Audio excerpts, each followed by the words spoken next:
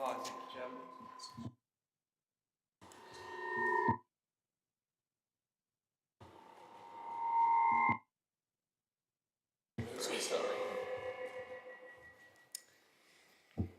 Good morning, members, officers and any members of the public who are viewing the live stream of this meeting. Welcome to this meeting of the Audit and Corporate Governance Committee. My name is Councillor Michael Atkins and I am the chair of this committee. Please can those present in the council chamber note that everything on your desk, including your laptop screen, is likely to be broadcast at some point. And the camera follows the microphone being switched on, so councillors and officers are advised to wait a few seconds before speaking to allow the camera to catch up. If you're participating in the meeting via the live stream, please indicate that you wish to speak via the chat column and don't use that for any other purpose. Please make sure your device is fully charged and you switch your microphone off unless invited to do so otherwise. Please ensure that you have switched off or silenced any other devices you have so that they do not interrupt proceedings. Please use a headset when speaking and hold the microphone close to your mouth, and when you're invited to address the meeting, make sure your microphone is switched on. And when you finish addressing the meeting, please switch it off immediately. Speak slowly and clearly and do not talk over or interrupt anyone else. Item 1 of our agenda today is apologies for absence. Patrick, are there any apologies for absence today, please? Yes, Chair. We've had apologies from Peter Sandford. Thank you. Item number 2 is declarations of interests. Do any members have any interests to declare in relation to any item of business on the agenda? And if an interest subsequently becomes apparent later in the meeting, please raise it at that point. Councillor Stobart.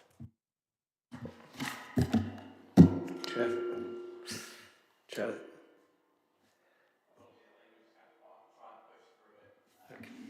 Okay, Chair, thank you. I'd like to inform the committee that I'm a director of South Cambridgeshire Investment Partnership and also South Cambridgeshire Projects. Thank you, Councillor Stobart. Are there any other declarations of interest? Thank you. Item 3, minutes of the previous meeting. Are members happy to approve the minutes of the meeting of the committee held on 26th of July 2023 as a correct record? Are there any corrections that members wish to submit? Thank you. I'd like to propose that we accept those minutes. Is somebody willing to second? Thank you, Councillor Leamy, to second. Any objections? I will sign. Thank you, Councillor Howell, to second. No objections. I will sign those as a correct record after the meeting. The next item of business is public questions. We did receive a submission of a public question.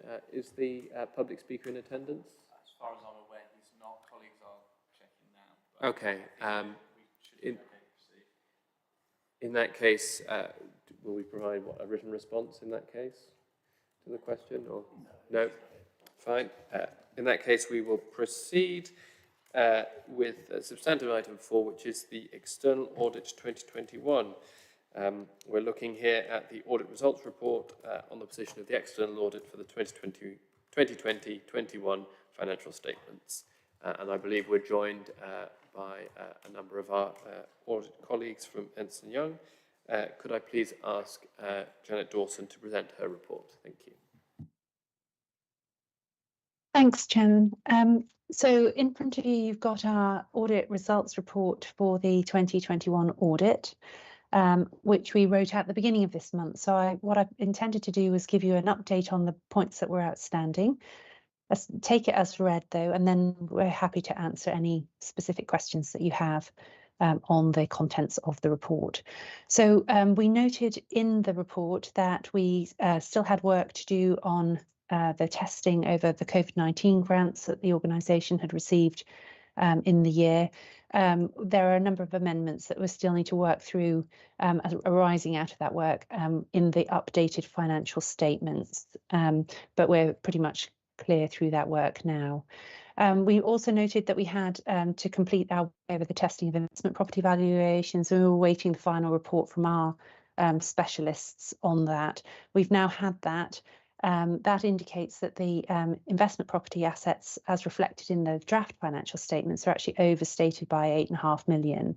So management have accepted that difference and will amend.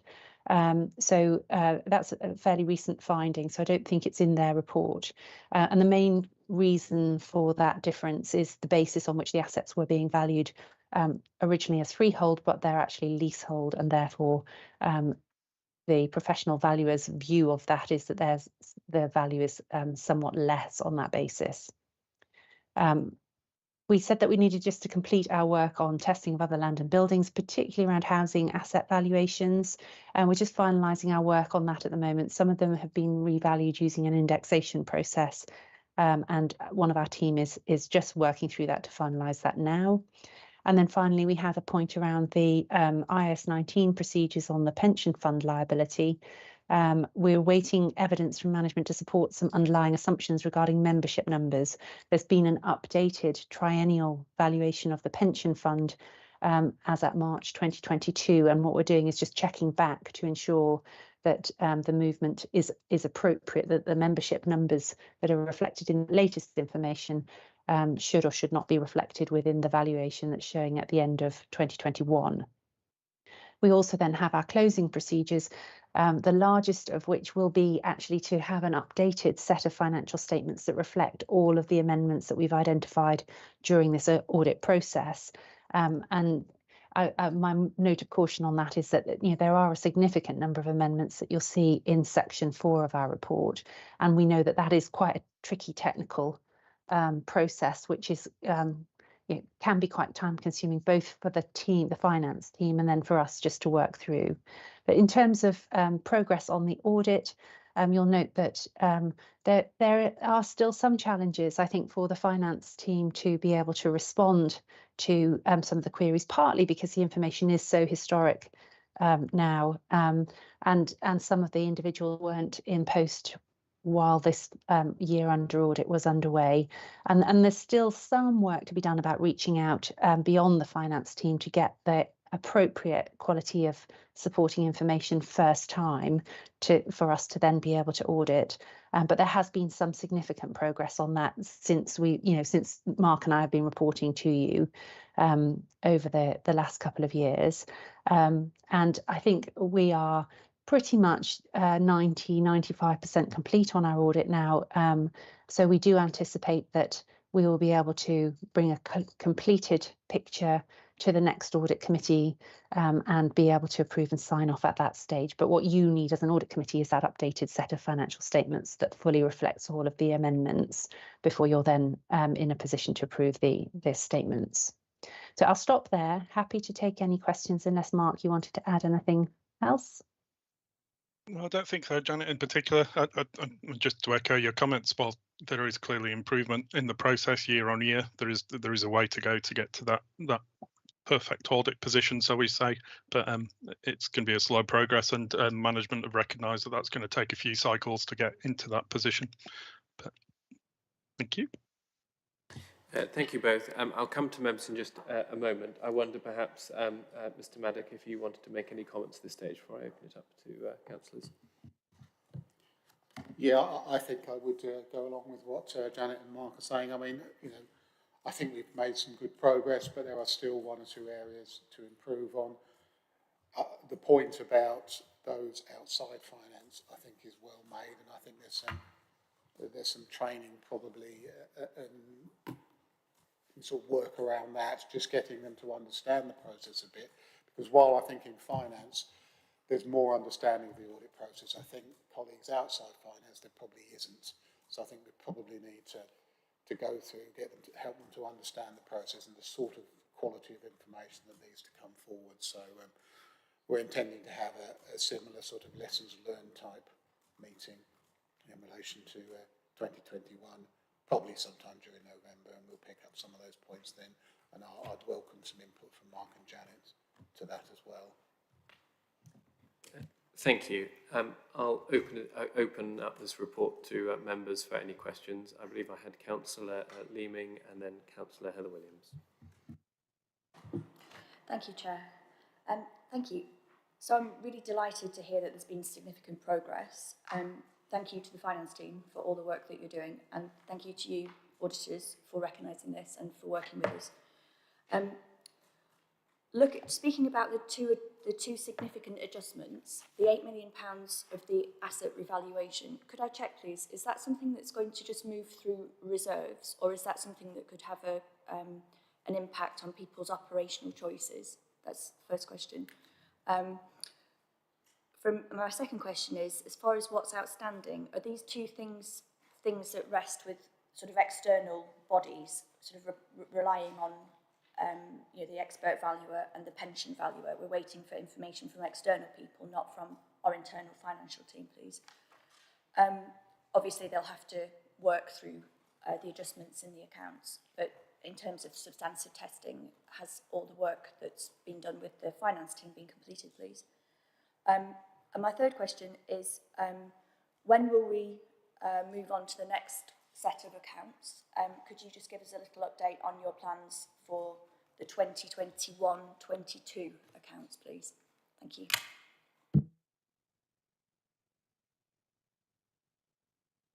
So maybe if I take the first two questions there, and Janet can come in on the last one regarding timing. So the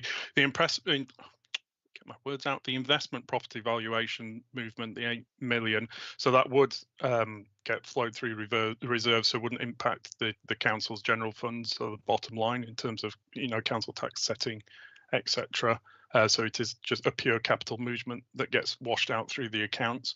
The work that's outstanding, I think, so that work has progressed over the past few weeks. So we do now actually have everything, I think, hopefully, that we need to conclude on that work. It's just a matter of timing that we've not had the available time to work through it as yet. And as Janet said, we are working through those areas now. So there's nothing outstanding as it stands from third-party bodies. So it is between us and officers to clarify and close down those areas, which we're hoping to do, the back end of this week and into next. Janet, if you want to pick up on the last point. Yeah, sure. So in terms of timing going forward, it's a really great question. So all things being equal, were there no debate within the external audit system with the Department for Levelling Up Housing and Communities, the Financial Reporting Council, the National Audit Office, and the audit firms, as well as the local government representatives? If there were no debate there, then we would anticipate that the council would move on to prepare the 21-22 accounts. We would schedule the audit, as soon as we could identify an appropriate time for both your team and ours to come in and do that, and we would continue to work through to then do the 22-23 audit, and then the 23-24 hands over to another audit firm. However, there is, as we discussed at the last audit committee, some significant work going on within the system with those various stakeholders to determine whether or not backstop dates should be put in for the, any delayed audits, which would mean some sort of reduced scope or disclaimed opinion to try and reset the system. And at the last meeting, I believe that we said we hoped to have an update. We were expecting that further guidance would have been published by now. It hasn't come out. We are still in deep discussion with all of those stakeholders, but they haven't yet indicated when they're going to be in a position to announce what the approach should be. So we are staying close to that. I can't give you any more certainty, but my point is, that the organisation itself will need to prepare its statements for 21-22 and 22-23, and should be working through that while we wait to see what the next announcement is regarding dealing with delayed audits. Thank you very much. I have a couple of points about things that are actually in the accounts, but perhaps I could leave that till later. It's just a few small matters. Thank you. Thank you very much. Councillor Heather Williams. Thank you, Chair. So through yourself, if I could just ask the two outstanding issues when the information was passed over to EY, and I think probably either ourselves or them can answer that. I think I'll leave it there if I can, then I'll come back depending on that answer. Thank you. Who wants to, Mr. Mellick? I'm not entirely sure where we are with the IAS 19 stuff. Are you waiting for information from us still? Is that what we were saying? So on the IS 19, so we raised the question initially I can't remember the exact time, but a few weeks ago through the council. That then flowed through the pension fund to obviously manage the pension fund for the council, and through to the actuary. That's now come back around to the beginning of this week, the end of last week. We've been liaising with our own pension fund auditors as well this week to try and close down the issue. So it's a bit of a back and forth conversation between relevant people within that pension sphere, for lack of a better term. As I say, I think we've now got what we need. It's just a matter of flowing that through our thought processes in regards to how that estimate is being calculated, and whether, as Janet says, the triennial valuation that recently has come out should have an impact on the 2021 valuation.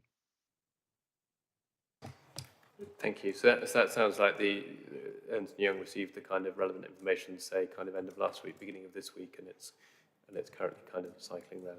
Councillor Heather Williams, did you want to comment further? Yes, because I think we're all keen for this sort of chapter of the accounts to be ended and moved on. So with the resources, does EY have enough resources to get that sorted swiftly? Now you've got the information. How much resources have you got available, and when will we actually have a likely outcome? And I say this because we have on agenda item 5, obviously one of the recommendations is that committee approve the audited statements of the accounts, and just if we could have, because I think from what I heard was a suggestion that we shouldn't be doing that. So we could have some clarification on that, please. Certainly. I mean, I think my understanding is probably we will not finalise the accounts of 2021 today. We might discuss some of the most recent changes to it, and then probably in November we'll have a very brief item, assuming no further major corrections, in which those accounts will be signed at that point. But yes, I don't know if someone from Ernst & Young wants to comment on Councillor Williams' other questions. Sure. Yeah, happy to. So yes, we have the resources in place, and as both Mark and I have been saying, the team is in situ and working through the final pieces at the moment, Councillor Williams. So in terms of resources, we are significantly through the audit. We have enough people just to close down these last pieces of information and to close our audit file. And then the last piece of work, which both our senior, Nikki Vella and Mark and I will be working through, is the updated financial statements that reflect all of those adjustments that need to go through. And so certainly from our perspective, whilst you've got pretty much the comprehensive picture of which adjustments need to be made on the officers' papers, it's important that you see it in situ, in writing, in the financial statements before you approve those. It would be our view, because they are such a number and of significance that need to be flowed through. So that our view would be that it would be wiser to approve the accounts once they fully reflect all of those adjustments. And we do think that that is quite, as I said earlier, quite a tricky process for the officers to work through to get right first time. So, but we have people ready and willing and waiting to go through all of those and check that they're done properly. Thank you. Are there any further questions from members at this stage? Just one or two questions from me. Firstly, just on the timelines from here, will Ernst & Young kind of hypothetically kind of block out some time, resource? Do we just need to proceed as if these other debates are not happening, and you will block out enough time and resource for a full audit of, say, 21, 22, assuming we don't get the new guidance in time, and then we can obviously unwind that a bit if necessary? Is that your intention, to cope with this uncertainty? So our intention is to block out resource to do the financial statements planning work as soon as you're ready for us to do that, and also to update our value for money arrangements assessment for all of the years that are outstanding, because we anticipate that whatever happens with the debates that are going on, that's the minimum that we will need to do. And that will then allow us to keep moving our input forward, as it were, while we wait and see. So we're definitely not intending to stop and pause. We will be allocating resources to do that, and that will give us enough time, I think, to be able to get the clarity out of the system that we need to then determine how much more work we need to do on financial statements audits, and to be able to report out on the value for money arrangements up to date, because we do anticipate that that will be, as I say, a bare minimum required under whatever is produced by DLUC. Thank you. Just sort of looking at the totality of the audit adjustments that you've identified as part of this, is there anything you want to draw the committee's attention to in terms of internal controls or any kind of systemic weaknesses in processes, or is it your view that these are kind of isolated incidents? I mean, clearly the investment properties, you know, we rely on our external valuer. We've taken that value. That's not, you know, and obviously there's been a disagreement with your own valuers. So I'm not perhaps not so concerned about that. But in terms of the other misstatements you've identified, is there anything you want to draw our attention to? Perhaps if I make a more general statement, and then Mark can come in if you've got any particular points. On investment properties, this is the first year that a number of those have been valued. So I think that's you know, that could be an underlying reason as to why there was a difference in view taken by the specialists initially. I wouldn't anticipate that would then flow through any further. You know, it was a one-off getting to an agreed basis on which these properties should be valued. I think in general, my observation would be that these are less isolated, more to do with you know, perhaps a lack of understanding by a range of different people involved in putting the accounts together, and whether that's because they're inexperienced in the area that they're trying to close down, or it's information that they actually, you know, it predates their involvement in the organisation, and therefore they haven't had the understanding of what was needed to account for the transactions appropriately, or to classify them appropriately. So I think it's still the legacy, Chair, of what you know, the delay around the audit, and probably a lack of attention to detail and quality assurance during the period, as opposed to necessarily the production of the accounts. But Mark, I don't know whether you have a view.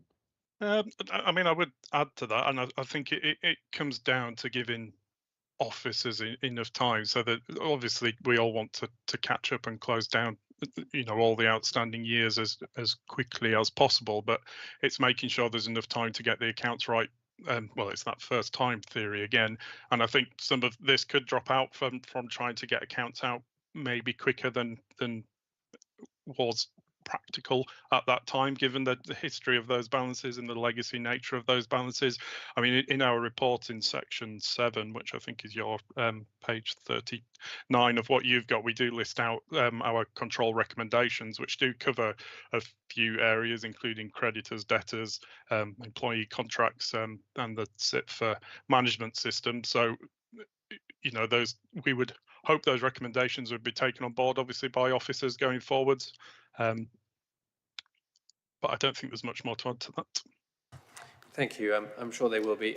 Sorry, final questions from me, just to Mr. Maddock. The investment property where there was where we've had this disagreement, is that still an investment property that's on our books, or have we subsequently sold that property? Do you know off the top of your head? So it relates to 3 properties, and one of which we have subsequently sold. Okay. I had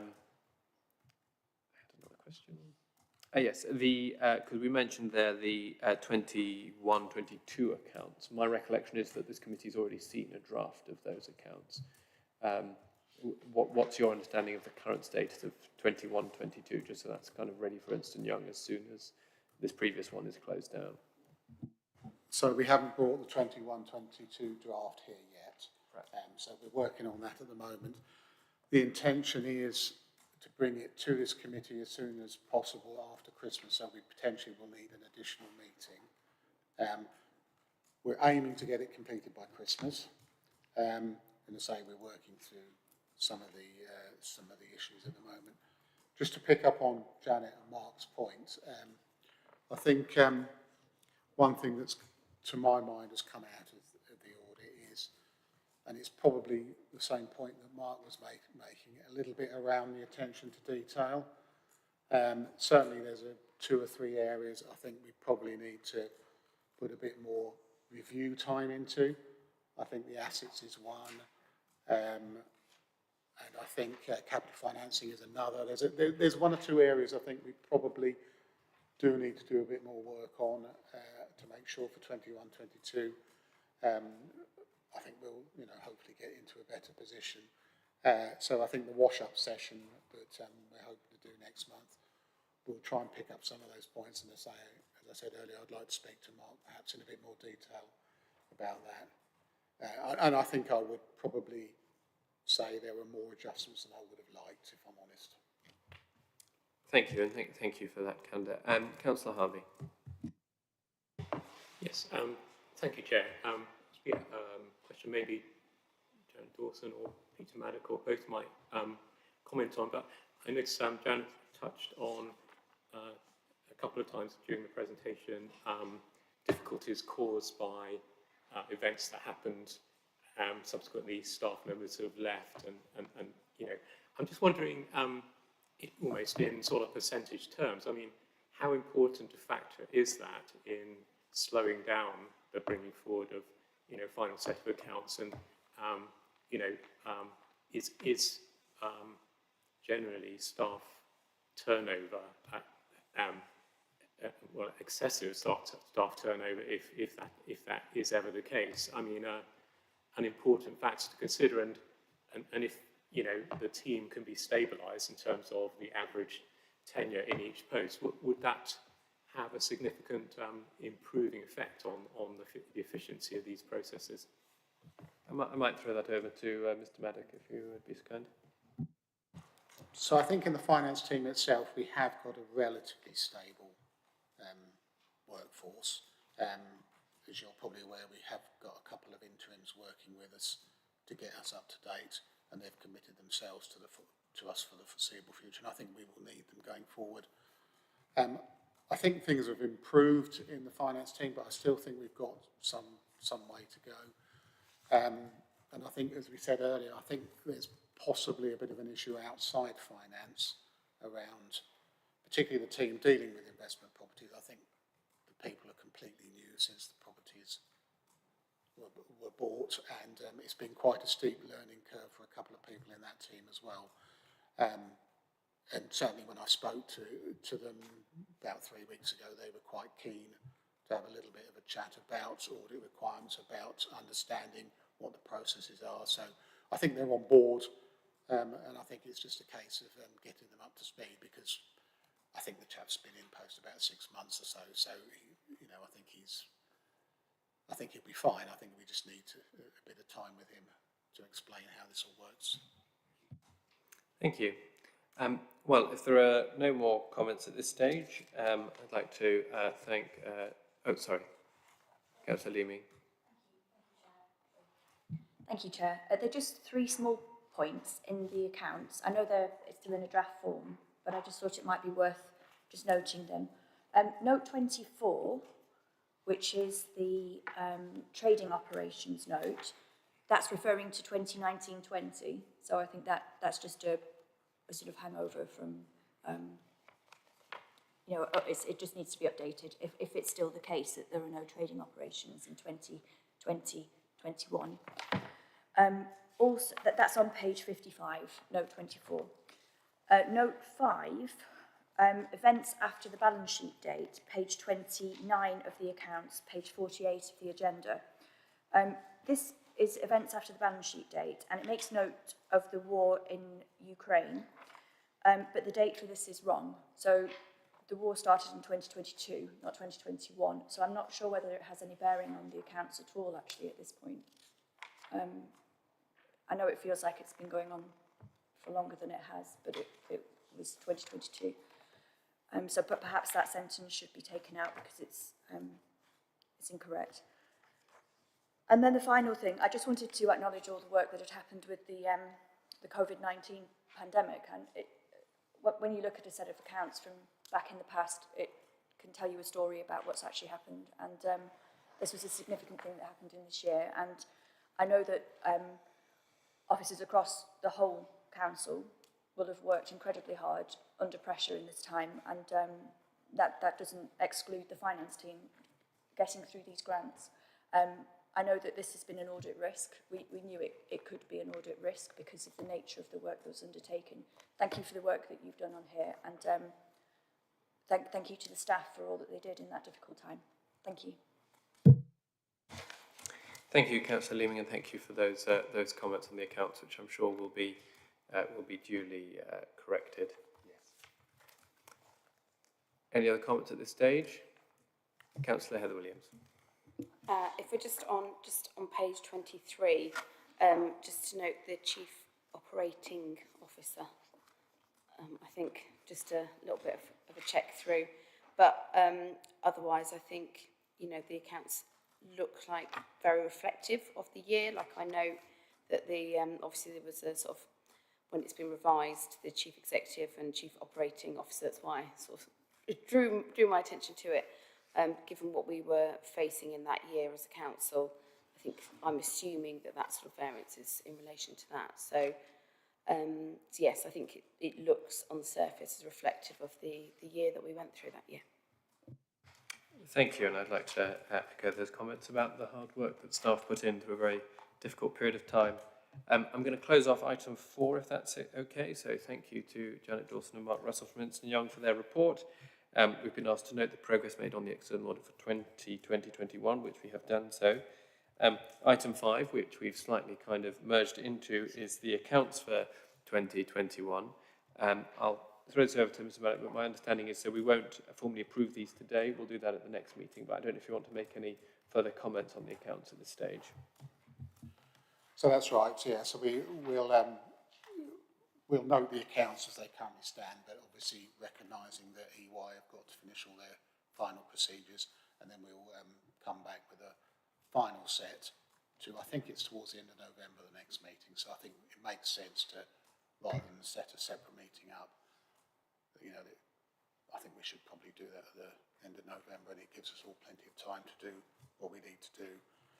So I think recommendation 3 still stands as it's just noting that we're substantially complete, save for a few queries and closing procedures. So I think that's still the same. The report itself goes through the changes.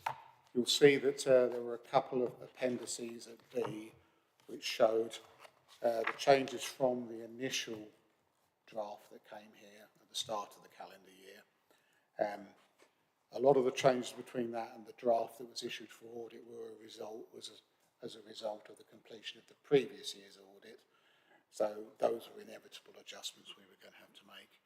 And then B2 goes through the adjustments that were made between that version and the current version. And those are listed from paragraph 6 to 14. I wasn't particularly proposing to go through those line by line, but just to note those. If anybody's got any questions in particular on any of those items, please feel free. I provided a little bit of detail behind what the adjustments are, but the overall effect on the balance sheet was to increase the value of the balance sheet by just a little over 2.4 million. Having said all of that, since those were published, we've had a further adjustment that was explained earlier by Janet and Mark in relation to our investment valuations. And it seems that the valuer didn't take into account that the properties were in fact leasehold, long leasehold rather than freehold.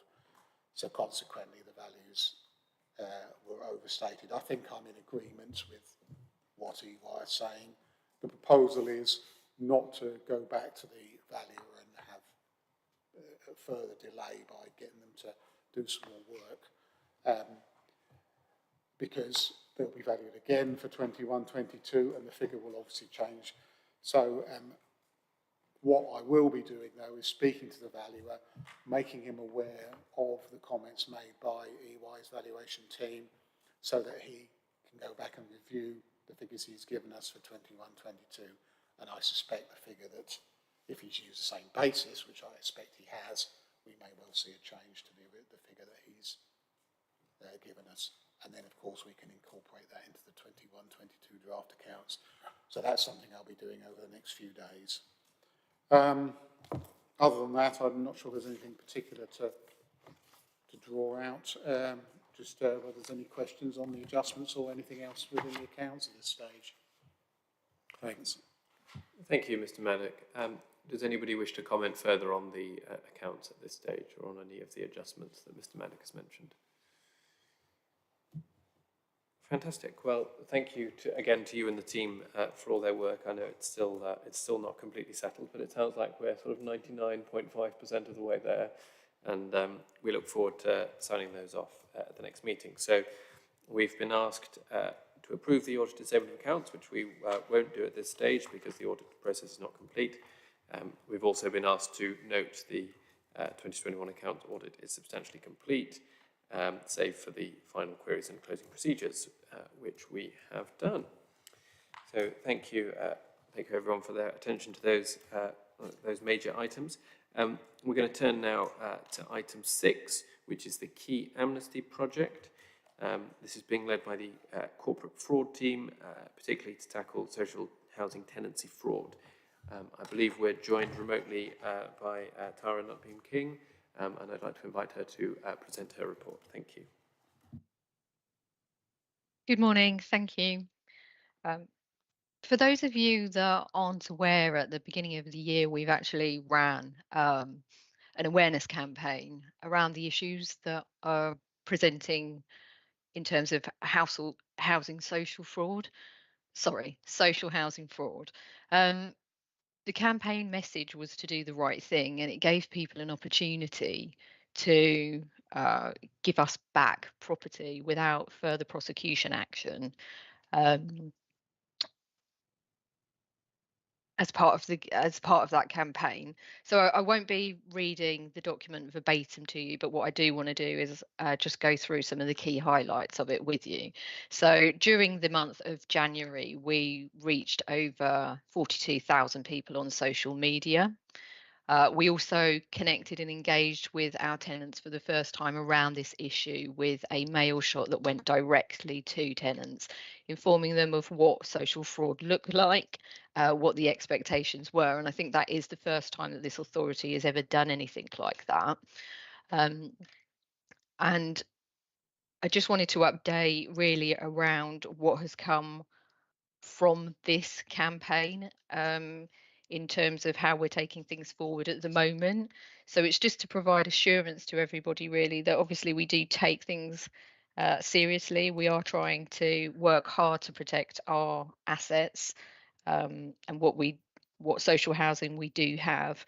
So we are due to review our strategy, which will be going for internal consultation in the next few weeks before it actually comes to the committee for your approval and comments. We've now been able to launch an online form which is far more accessible, we think, in terms of visibility on our website to make sure that we capture the correct information that we need in terms of reporting fraud.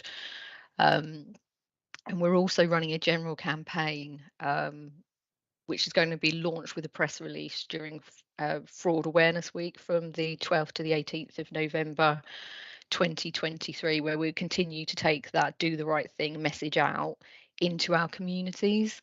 So yeah, that's just really an update on where we are at the moment. If anybody has any questions, then please feel free to ask me. Thank you. Mr. Maddock, you wanted to comment? Yeah, so just to add to that, I mean, the project itself was run jointly with Tara and the team and housing. It was a good example of collaborative working. We have seen a significant increase in attempted fraud and fraud over the last few years, so it was the right time to do such a project, and social housing fraud does appear to be a growing problem.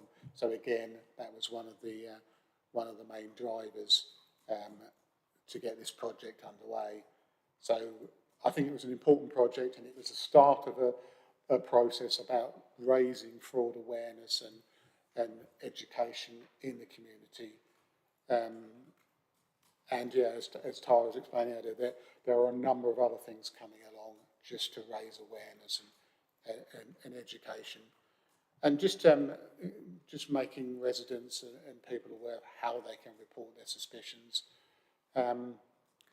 So yeah, I think it was a good project, but it's the start of something that, you know, we're going to be doing a bit more over the next months and years to raise awareness and things like that. So thanks.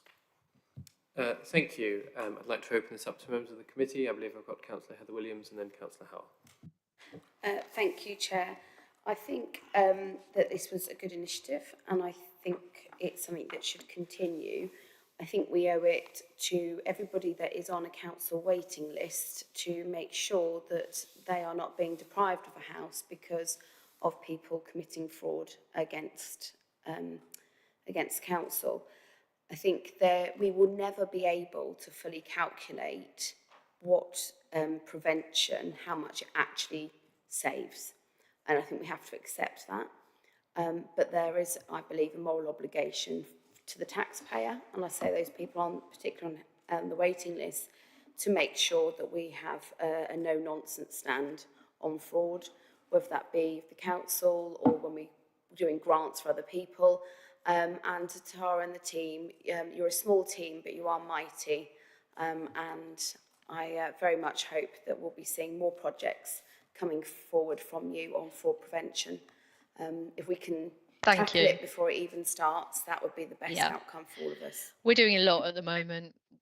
We are doing a lot of work, and we're doing a lot of work around data matching at the moment and capturing things early. And there are some other initiatives that we are in the pipeline of looking at so that we can look at those issues around stopping fraud at the inception point, because obviously that's where it needs to happen. If we can make that happen, we will. Thank you. Thank you both. Councillor Howell.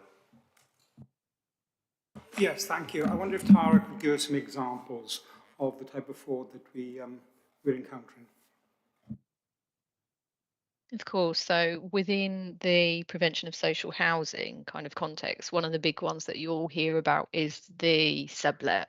So I attended a meeting yesterday, actually, and there's some really interesting things to highlight the point. And this was actually in one of the London boroughs, but there are instances where, to explain what we mean, you've got a tenant who is paying, I don't know, maybe £200 or £300 for a flat or some kind of accommodation, and then you're finding it appear on Airbnb as a sublet for accommodation for X amount of people for thousands of pounds worth of income to those tenants. So clearly that's an abuse of that asset. And action needs to be taken to raise awareness around this and what the red flags might be, where to look, how to inform us about it. Like I say, we'd looked at the online forms with Transformation to make sure that we are capturing the correct information from the outset, and that's now much more visible and went live last week. So that's a real improvement in terms of the way that people can contact us and give us the information that we need really to get the ball rolling. But yeah, lots more ideas to come. Thank you, Chairman. Thank you, Tara. Thank you. Would anyone else like to comment on this report? Councillor Stobart. Chair, it's really a question, so an excellent initiative. And I just wanted to ask, will it be marked by these, in a sense, special focuses that the Key Amnesty Project represents? So that's the first question. The second, what were the lessons learned that if you did this again, how would it be done differently? Thank you. Mr. Maddock, do you want to start with that? It's an interesting one, and I mean, Tara will probably have a better idea than me. I mean, I think the timing was pretty much spot on. We'd gone through the pandemic. I think there was a feeling that during the pandemic, some of these issues were going on, so we felt that was the right time to do it. There's quite a lot of preparatory work. I think the thinking is we wouldn't do the same project for a number of years again, because I think if you do it every year, it probably loses its impact. So it probably makes sense, as Tara said, to focus on some different initiatives. I don't know, Tara, whether there's any lessons learned that you particularly would pick up. Any thoughts?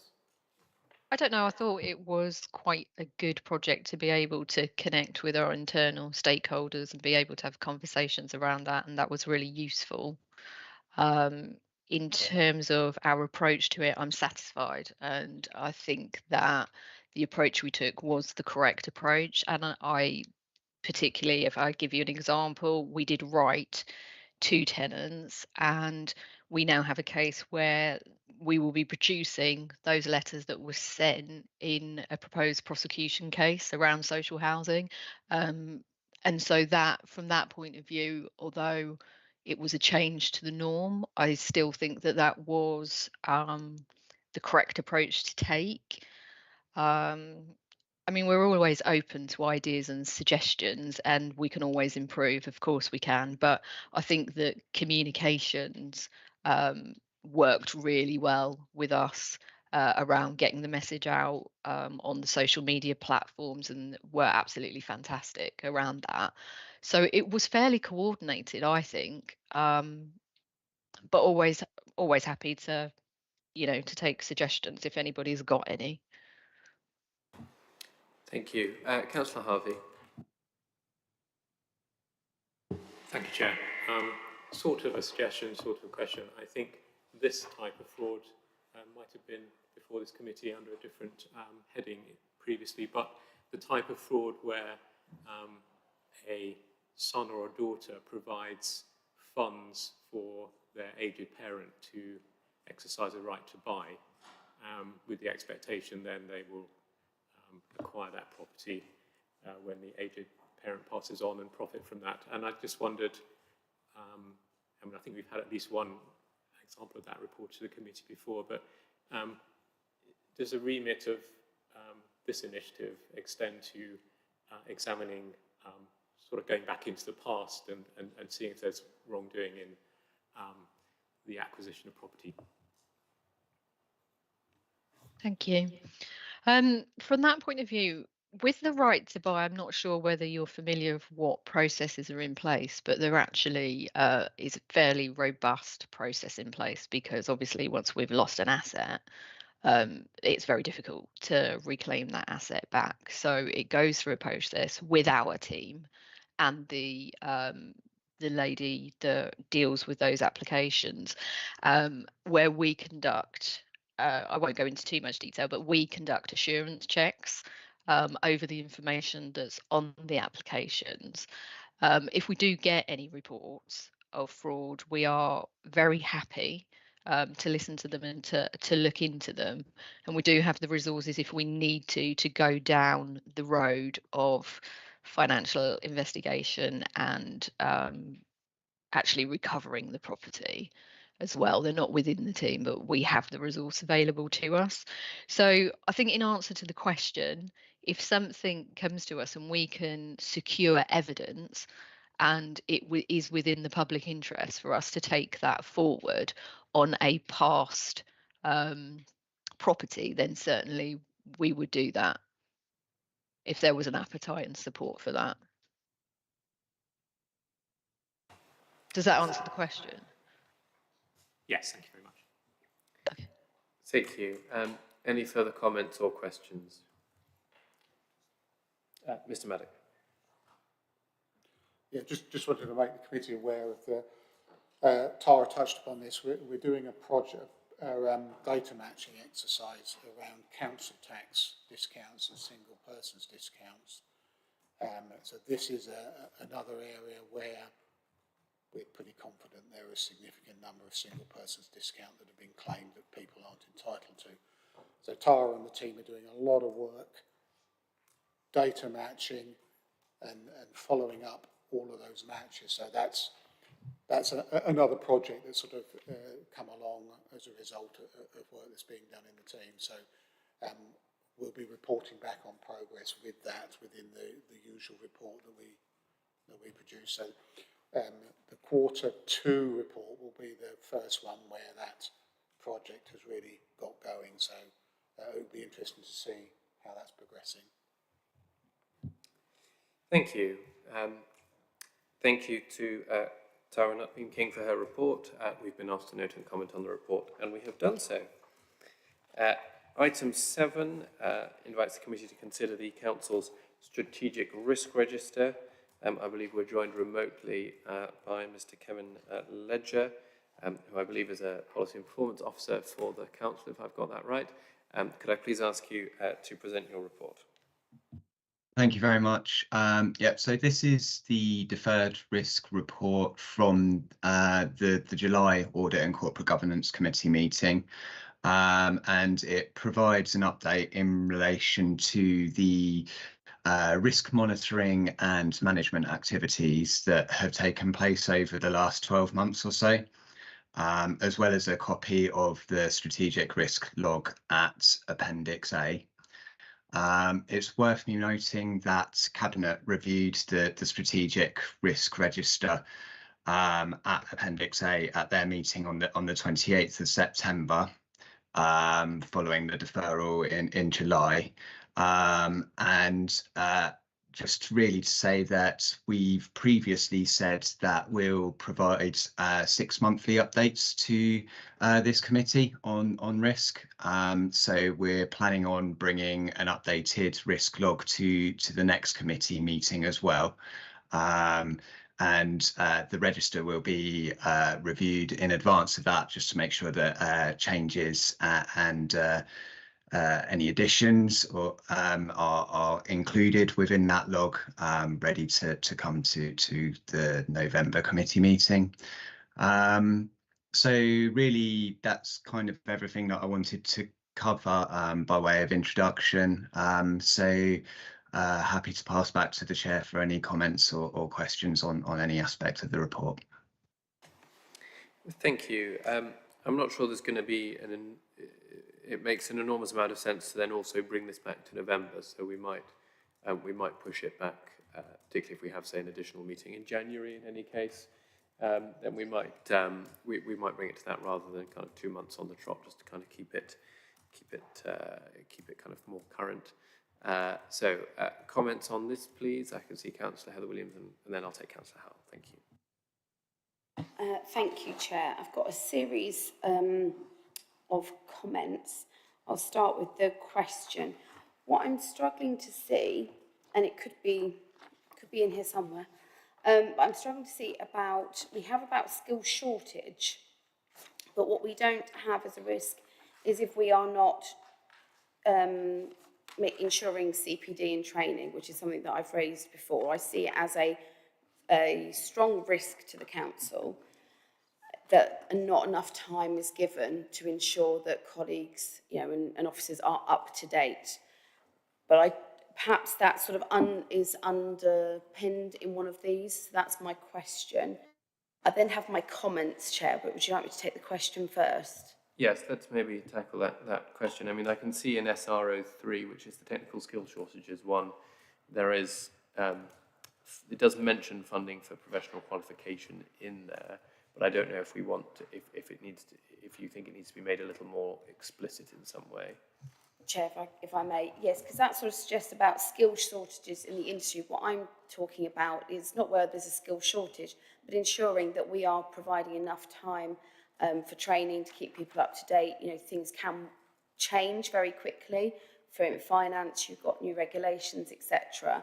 And obviously that is a risk to the council because, for example, if somebody is not as up to date in planning, it may not be until 4 or 5 years down the line when it comes to trying to enforce that consent that actually you would know that was a problem. And that is something that I don't feel is sort of covered in that text, but it could be something that is monitored, just not explicitly said. Thank you. I mean, would anybody like to comment on that, or do you want to take that as a note to either kind of work in as part of that, as part of that risk, or consider adding a new risk around, if I've understood correctly, the sort of the changing kind of legal landscape in which, the changing landscape in which the council's operating and the requirements for technical officers to be up to date on the latest developments in their sector. Does anybody want to comment on that, or shall I move to Councillor Williams with further comments? We'll take. Oh, please do. Sorry, I was just going to jump in and say I'm more than happy to take that away and feed that into kind of the conversations about the upcoming review of risks that is due to take place. So absolutely, we'll make sure that that is covered as part of that conversation. Thank you. We'll turn now to the remainder of your comments. Thank you. Thank you. So a few comments on 3 areas. One of which, if we look at page 159, we've got cyber security breaches. I think in the current sort of climate, that's something that really does need a key focus on. I think when we see the way the world is turning at the moment, obviously cyber security is probably more important now than ever before. But in that same note, I am surprised on the IT on 165, because I have to say, I have expressed, 164, I have constant frustrations with the IT, and I don't think that's restricted to councillors and members. I think it's something that does need a lot of work. I find the IT very unsatisfactory for myself at the moment, and I'm sure others do too. In relation as well to the local plan, emerging local plan, trying to give you the page reference point. But there is something on social media, I think it's been verified, of councillors from this council saying that the 5-year land supply is at risk through, due to the change into the Making Connections decision. And they claim that that is at risk for the emerging local plan. And I'm wondering, I couldn't see any reference to that in here. So is that something that's being taken into consideration? It's page 163.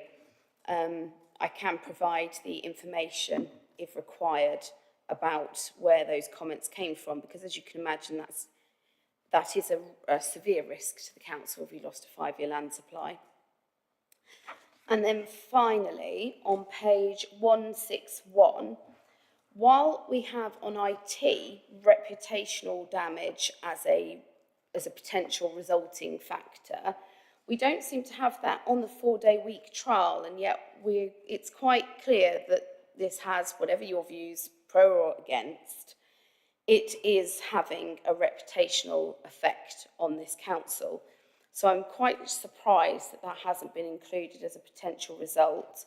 And I'm just wondering whether it's accurate, the scoring, given that the control measure relates to independent research, and we've seen that that obviously is questioned by many. So my views are, I'm pleased to see that the 4-day week is being recognised as a risk.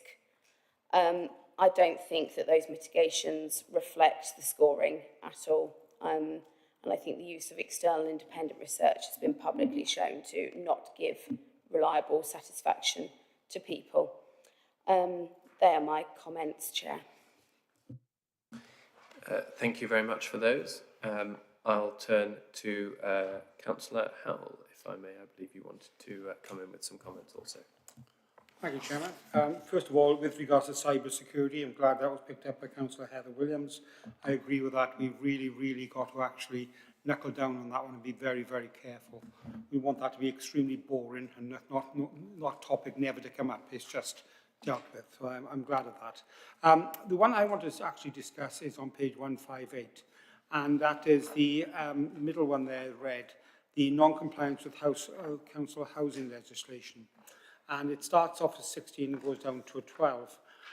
I just want to know if it's possible to have a little bit more information on that. And I'm not expecting Mr. Ledger to give me that information, but if it could be transmitted to me or to the whole committee on that particular one, that would be appreciated. Thank you. And I think on that same vein, you've got one on page 161, the new MEARS contract fails to deliver service. That's made a spectacular fall of 8 points, and which I'm chuffed to bits with, and lots of robustness is taking place by the looks of it in that particular risk assessment. And again, if we could have some information on that, please, it would be appreciated. Thank you very much, Chairman. Not today, I'm not expecting it today. No, thank you, Councillor Howell. I wonder, there have been a number of comments made there. I wonder, I think, Mr. Maddock, you wanted to respond to some of those. Certainly I can respond on the cybersecurity issue. It's something we've been discussing quite a bit recently, and I know it's the number one priority on 3CICT's list. So, and certainly Tara and the team have raised their concerns around cyber fraud as well. So I think it's likely that we'll be trying to put some more resources into tackling this issue, because, as was mentioned, it is a growing problem, and it's, you know, because of its complexity, you obviously need people with the necessary skills to tackle that, and it's something we're looking at. I did just want to point out on page 157, SR15 around cost of living and the finance system. Just to the notes and comments, there's an update to the notes and comments because the fair funding review has effectively been pushed back to 26-27 now. So that's a change to what's written in here. I think certainly as regards the housing issues, myself or Kevin will speak to Peter Campbell, and I'm sure he can come back with some further information. Jonathan, do you want to comment on? Yeah. Thank you. I was just going to add to that, but one of the mitigations on that is audit. So just to give assurance to the committee, that's one of the things that my team does, is that we regularly review how housing is complying with various different standards. That could be things like gas safety, electrical safety. So just to give you a little bit of a flavour in anticipation of what might come back with more details, you know, we do provide assurance in that area. Thanks. Thank you, Mr. Tully. That's good to know. Can we just perhaps, Patrick, just take a note then that the committee would just like some more detail around the control measures, particularly for, I believe it was the new MEARS contract, so that's SR26, and the housing risk, which I'm now failing. SR20, no, that's the land supply.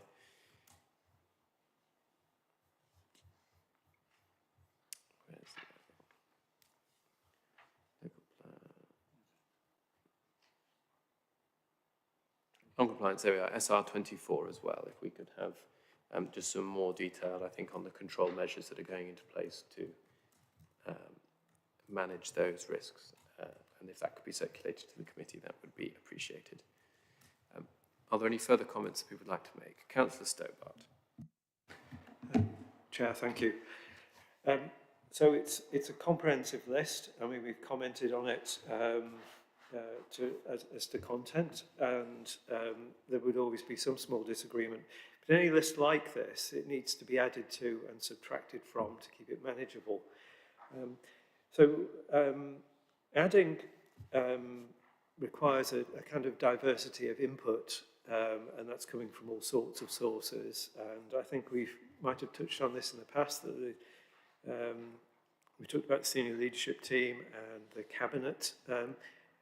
What other sources are used by the council to make sure this is kept up to date? That's my first question. And second, at what point would we remove something that we no longer regard as a risk? Is there a criterion for assessing that something is no longer a threat? But of course, maybe may come back later. How do we manage this list, in other words? Thank you. Mr. Ledger, perhaps, do you have any comments on those questions? Yeah, absolutely. So in terms of the process for risks being added to this this log, I'll start with that. Below the strategic risk logs, there sit a number of service level risk logs.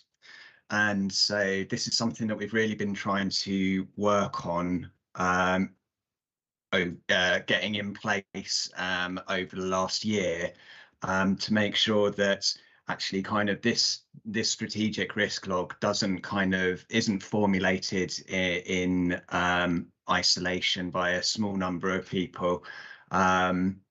It's also fed into by those managers and teams who are directly responsible for delivering services. Those service risk logs are kind of the discussion of at CMT, corporate management team, on a regular basis. And from there, we request that members of corporate management team put forward any suggested additions or changes to the strategic risk log, just to make sure that there's that diversity of input from a lot of sources from across the organisation, and to reduce the risk of kind of any gaps or blind spots occurring. So that's one kind of approach that we're taking, which we've certainly been working on significantly over the last year. In terms of the process for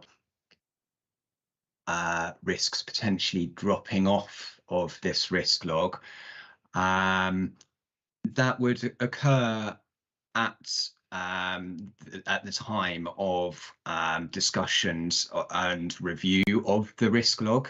And so I think that it would be kind of primarily informed by the risk scores. So it might be that actually something that's kind of dropped down to a small residual risk score following control measures. It might be seen that warrants removal from the list. However, what we want to do is to really make sure that where that takes place, there's complete transparency about that. So certainly any risks that are, if there were any risks that were removed from this risk log at the time or between now and the next review of the risk log at this committee, that would be flagged within the reports that you receive, just so that you kind of can see where that has taken place and what the rationale is for that decision having been made. Thank you. Are there any further comments from the committee at this stage? Just to build on perhaps a little of what Councillor Heather Williams had to say, I'm not totally convinced that the two risks that we have in here around the 4-day week trial are really as precisely targeted at the risks of that trial as they could be. I think, so for instance, SR31 is the risk that the trial is unsuccessful in achieving its aims of solving the recruitment and retention challenge. I think it may be that this is coming, obviously we're looking at this kind of back in July. I think the risks around the scheme, to my mind at least, are not in that area. It seems to have already been very successful in solving the recruitment and retention issues faced by the council. So I'm not sure that is precisely pointing at the risks that are taking part as part of the trial. And I think the description of strategic risk 30, that the 4-day week trial is stopped prematurely by government, I'm not sure that language is entirely accurate either. It's not clear that the government has the power to stop the trial, but there are risks perhaps to our relationship with government and other actions that they might threaten to take. So I'm not convinced that those particularly, I think the control measures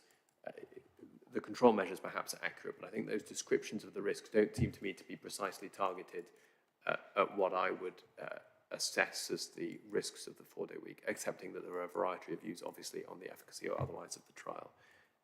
I would clarify that I personally would not agree with Councillor Heather Williams' characterisation of the team at the University of Cambridge, and I don't think she'd expect me to agree with that. Councillor Heather Williams, did you want to come back on that? Everybody's entitled to their own opinion, Chair, so that's my view after what's come out, that I don't have the reliance on it anymore, and that trust has been broken.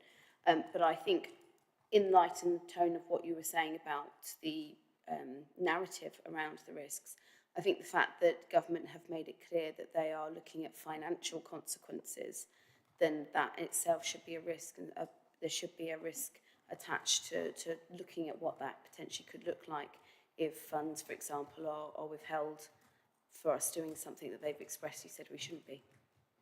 Thank you. And indeed, I think, to be fair, I think this was as the risk was understood in July 2023, and I can't remember precisely when those first delightful letters started landing on our doorstep.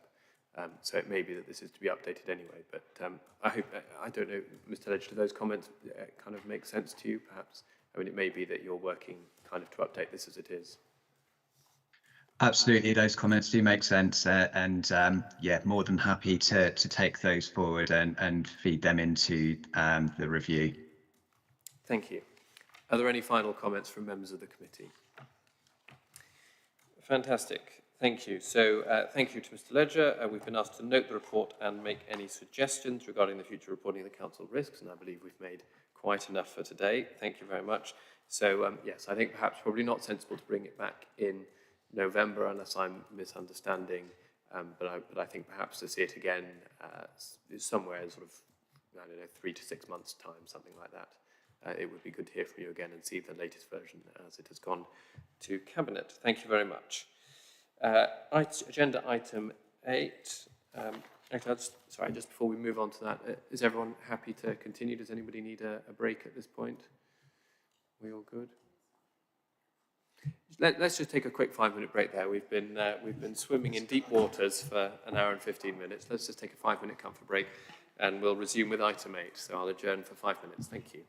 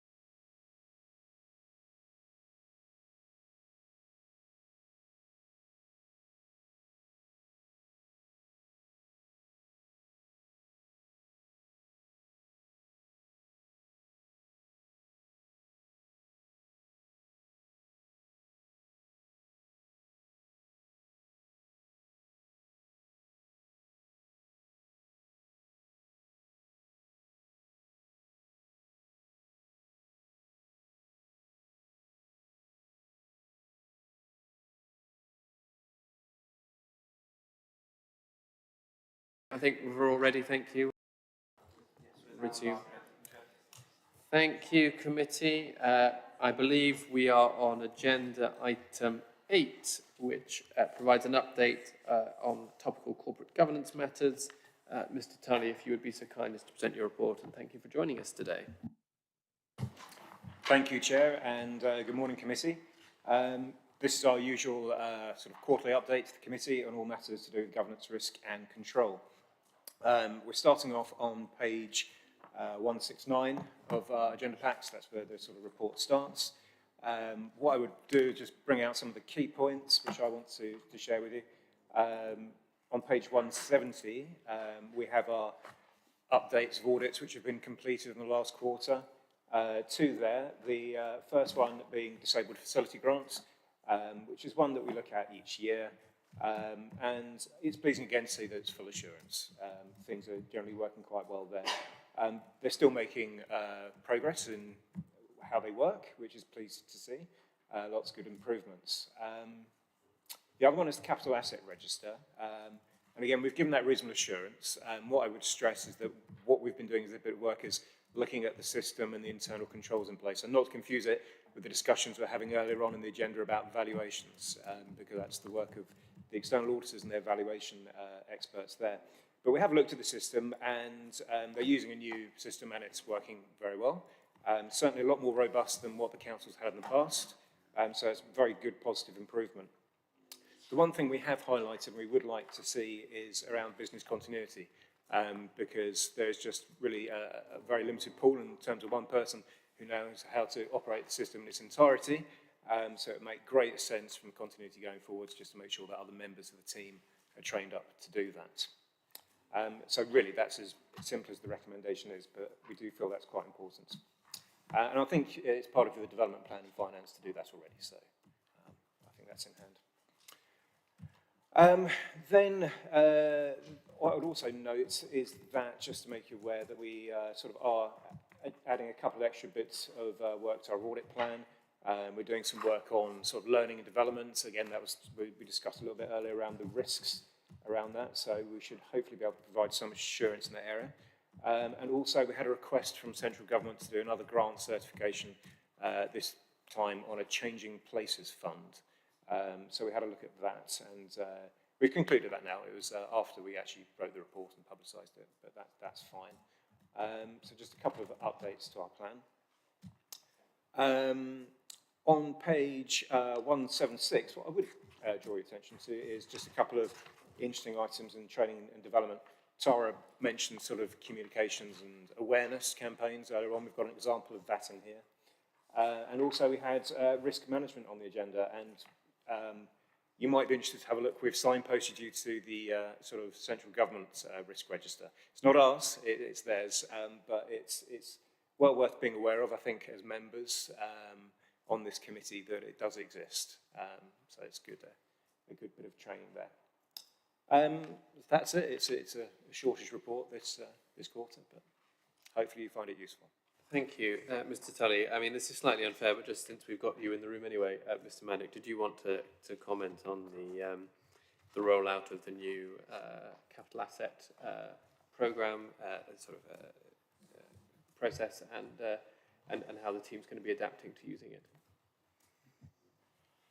So, yeah, so the asset register system has brought a vast improvement to the way we had the information before, and I think the report says that we held it on a series of spreadsheets, very clunky, and actually it was prone to error, if I'm honest. The asset register system is supported and provided by SIPFO. Obviously, they produce the accounting code, so if they don't know how the system should work, then nobody does. The system is robust.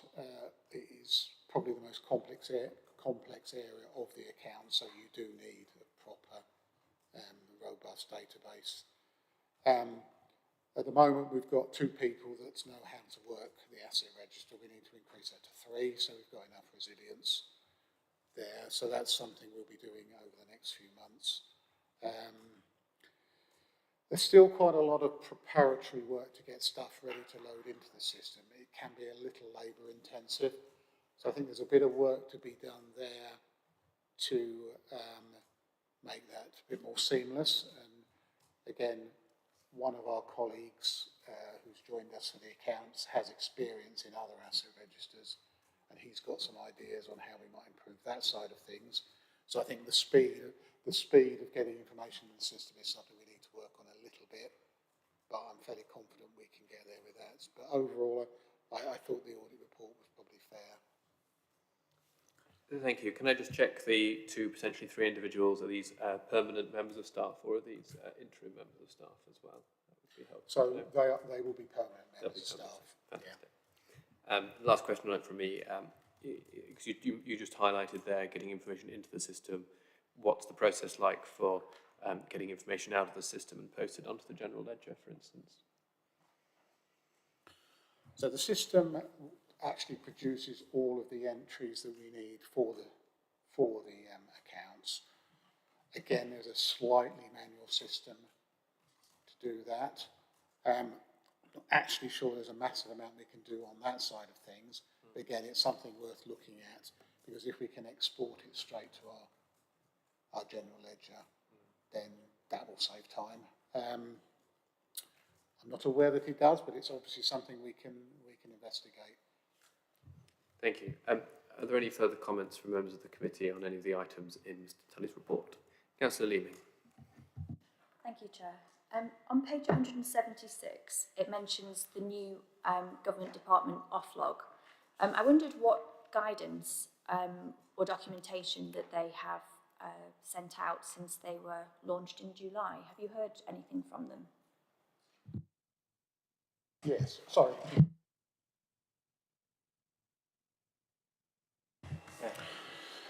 They've published a number of metrics that two of them I'm particularly unhappy with. I do think they've rushed this rather, and they need to think carefully about, okay, if we're comparing authorities, we need to compare apples with apples, and some of the metrics they're using are just not doing that. So I think there's a number of authorities we'll be speaking to Offlog about that. I mean, the example I'm referring to is that all local authorities that have a housing revenue account appear to have, in their terms, excess borrowing. But they're comparing the borrowing to a general fund measure only. So again, you're comparing HRA and general fund figures with a general fund measure. Doesn't work. So they need to think again about that metric. So. And with the housing revenue fund, the way that operates vary dramatically depending on what sort of housing portfolio and general behaviour in each council. If you've got council housing or you haven't, for instance, or. Yeah, so all authorities who haven't got a housing revenue account and haven't got housing look as if their borrowing is much more proportionate to the core spending power. Whereas if you've got a housing revenue account, it looks like it's not proportionate.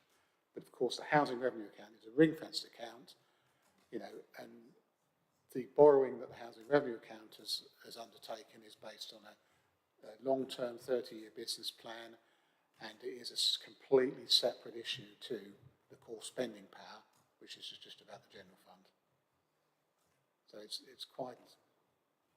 They do need to look at that metric because it's showing all authorities with a housing stock as having, in their terms, excessive debt, and those that aren't without excessive debt, and you're just not comparing apples with apples. And there's been some, I don't know whether you've seen, there's been a little bit in the press about us and the City Council having disproportionate debt, and it's all around this issue. And it's every local authority with a housing account. Thank you. Misleading at best, I think. Yes, thank you, Mr. Mallock. Clearly, the local government system in this country is very diverse and complex, but clearly it's slightly befuddled our new regulators. Councillor Howell, I believe you wanted to comment next, and then I'll come to you, Councillor Harvey. Thank you. I'm a little bit, I've got to be careful, this is going to be more of a statement than a question. But the fact of the matter is that we mustn't forget it is the government that give us a £205.5 million debt upon our HRA, and we are the second highest in the country with £33,000 per property. We were zero, and so it would be a little bit, I've got to be very careful what I'm saying here. I'm a bit peeved if they then make this an issue for us that we've got to deal with when we weren't like that. Other authorities, of course, had borrowed on their HRA, and then they've had an extra debt put on top. But our debt was to take that. We took that debt to lower other people's debt. So historically, we should remind them of these things as well, that they've been, they're the ones who give us that debt in the first place. Thank you. Thank you, Councillor Howell. Councillor Harvey, and then I'll come to you, Councillor Williams.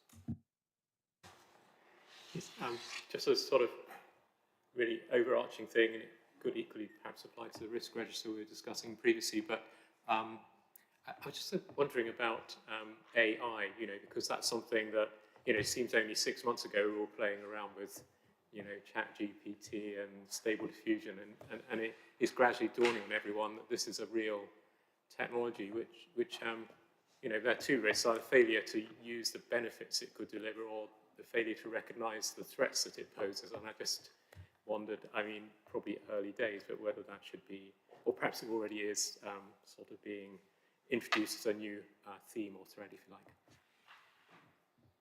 No, thank you, Councillor Harvey. Mr. Tully, do you have a sense of the kind of the AI readiness of the council, if that's not an entirely unfair question?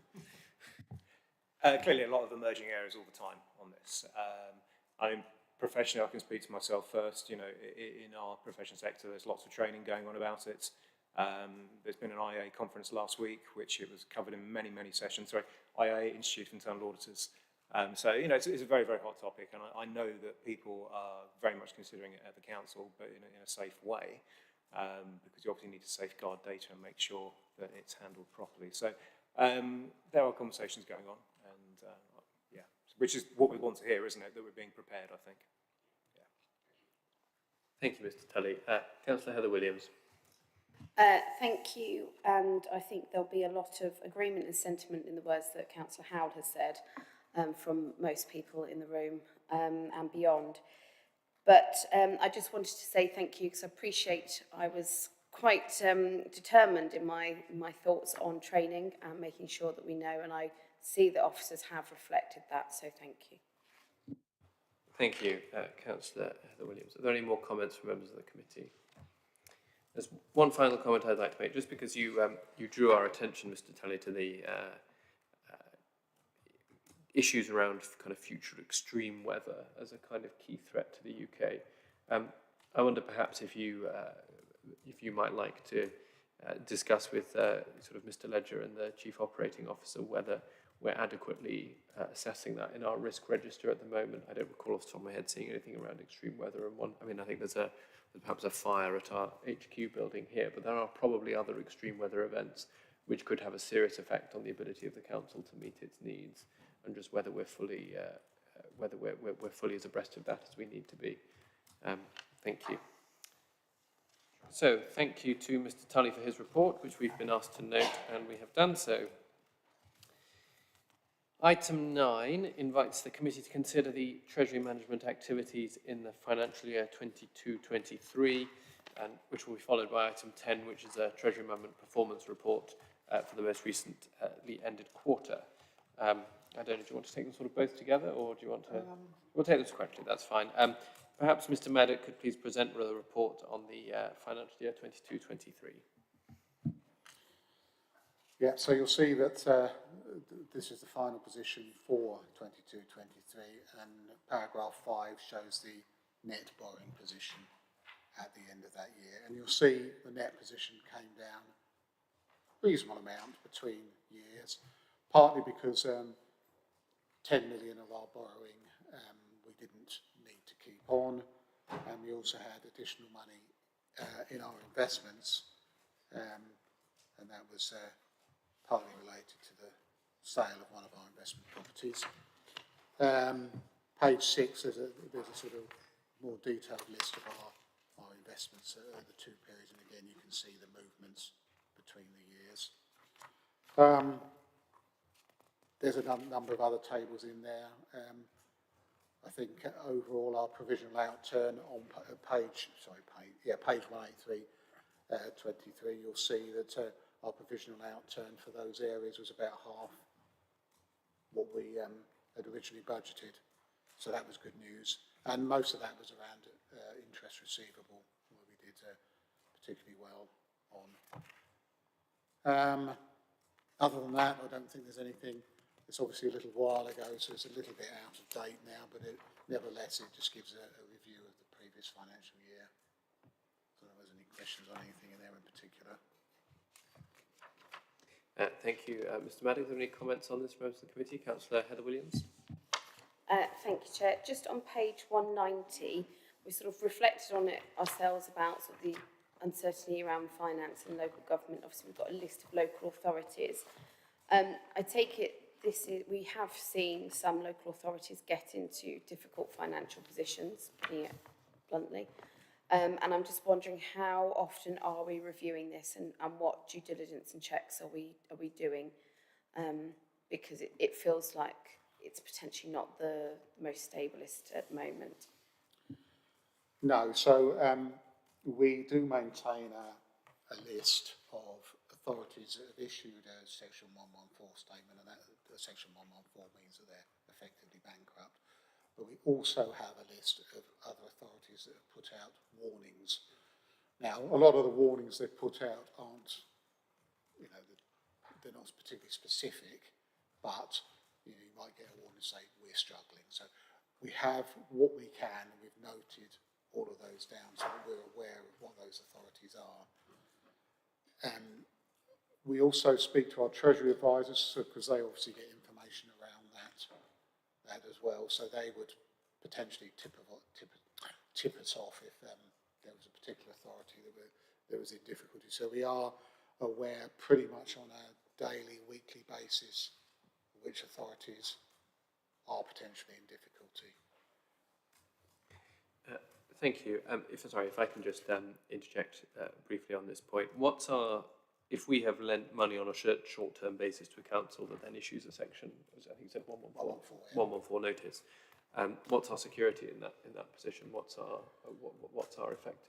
Are we likely to take losses? Are we likely to face delays in repayment? Because it's not a full bankruptcy. I can't immediately understand what our position would be. I mean, it's something we need to be aware of. I mean, we did have some money out with Slough when they issued a Section 114 back. I can't remember where that was. It's probably over a year ago now. And we got our money back in full. There doesn't appear to be any real risk of not getting your money back. Not in the same way as we saw with the Icelandic bank situation. Obviously, we speak to our Treasury advisors about that. There's always a risk that we've got money out with a local authority where this happens, but certainly there haven't been any instances where the money hasn't come back. And also, obviously, other authorities have been in a situation. And certainly with Slough, I think the money was due back about a week after they announced it. So then we got the money back. But obviously, it was a little bit of a worry at the time. Yeah. Thank you. I wonder perhaps it might be helpful in the list of counterparties whether we want to just distinguish between the different types of local authority a little more carefully. I'm thinking particularly whether it would be worth categorising them as upper tier authorities or lower tier authorities, because I believe I'm right in saying that most of the councils getting into difficulty at the moment are those with those social care and kind of educational special needs responsibilities that are generally the upper tiers or the unitaries. So I wonder if perhaps just so we've got a sense of the risk profile of what we're engaged in, that might be helpful. Yeah, I think that's a good idea. Yeah. Sorry, I interjected there. Councillor Heather Williams. Thank you. So the other thing is on page 183 about paragraph 20 about liquidity. It's averaging 11.6 million, which is good. But I'm just wondering what our lowest threshold has been through the year. Paragraph 20. Yes. paragraph 20. So we've got the average, but obviously averages can be, can be sort of not give us the reflection. What is the lowest that our cash in the bank has got to through the year? That might need answering written, I don't know. We set a minimum of 7. If we were to ever drop below 7, does it say in the report? If it was to drop below 7, I would obviously need to be made aware of it, and as far as I know, it hasn't. I can certainly. Yeah, perhaps if we could just have a written response as to what threshold it got to. Yes, I think that would be helpful, and perhaps in future reports we could just report the minimum level of liquidity over the year. I think that's probably a more important metric than the average. Thank you, Councillor Heather-Williams. Are there any more comments on the annual Treasury report? Fantastic. Thank you very much, Mr. Maddock, for presenting your report. We've been asked to note and comment, and we have done so. Item 10 is the kind of more up-to-date performance. So this is the Treasury Management Performance Report for the quarterly period to the 30th of September 2023. So pretty hot off the press in terms of what this committee looks at. Mr. Maddock, would you like to present this report? So one of the advantages of delaying the committee a couple of weeks was that we were able to quickly get this report off, and actually, as Michael said, it really is quite up to date. So again, we've got at paragraph 18, we've got a list of the counterparty summary, summary of the counterparties we've got with our short-term investments. A little bit less out than we did have at the start of the year. We've also got our long-term investments, and again, that's dropped. Well, that's the total, sorry, yeah. So that's stayed the same. So overall, the total has dropped very slightly. You'll also note at paragraph 29 that our short-term borrowing has come down by a further 10 million. So this time last year, we were at 50 million, and we're now at 30 million. And I think we've debated on a number of occasions about short-term versus long-term borrowing, and I think this probably demonstrates the advantage of some shorter-term borrowing, particularly if you think you might need 50 now, but you might not need that in a year, so you're not saddled with debt that you're paying that you don't really need. So I think we're expecting it to get to perhaps 35 by the year end, but again, it'll be 15 million or so lower than we had at this time last year. So our total external debt is now at 235 million. Paragraph 32, there's a number of measures we use and budgets that are related to Treasury. You'll see that our interest payments, we're now expecting it to be £500,000 less than we originally predicted, and this is primarily driven by the fact that we've got less general fund borrowing now than we thought we were going to have, even though interest rates have countered that slightly. But of course, because of the increase in interest rates, our investment income we're expecting to be about 200,000 more. So good news on the budget front, there's about 700,000 either reduction in expenditure or increased income on our original 23-24 budget. I think that's probably all to say. We've got a list of the current counterparties, I think, it's Appendix A and the usual advisor's economic update report. Thank you, Mr. Maddock. So I was just looking at the, let me find the right table. Yes, this was the table at 29. So is this the first time that the short-term borrowing interest rates have gone above the long-term borrowing, I feel like, or that's a fairly recent change at any rate? So obviously the long-term borrowing rate is a historic rate when we took the 205 out. I'll need to check with my colleague. I think long-term rates are currently still slightly higher than short-term rates, but at one time there was quite a big gap, and the gap isn't particularly big now. So there's not such a. there's not such a good argument for going short-term rather than long-term if you're looking at financing long-term assets.